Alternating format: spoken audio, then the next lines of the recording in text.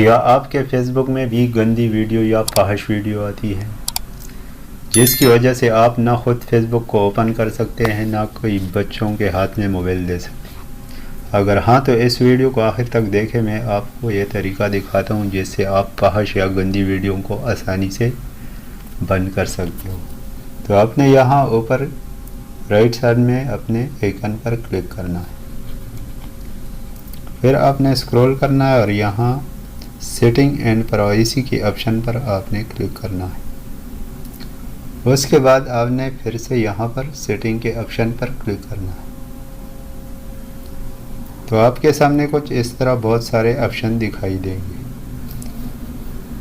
Video को ध्यान से देखना है ताकि आपसे कोई भी पॉइंट मिस ना हो। तो यहाँ पर आपने कंटेंट प्रेफरेंस के ऑप्शन पर क्लिक करना। तो आपके सामने कुछ इस तरह के ऑप्शन दिखाई देंगे।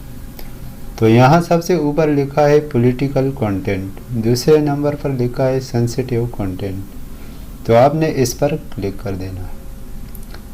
तो यहाँ पर अगर ये डिफ़ॉल्ट होगा तो आपने इसको शो लेस कर देना है। इसको शो लेस करने के बाद आपने यहाँ पर सेव कर देना है।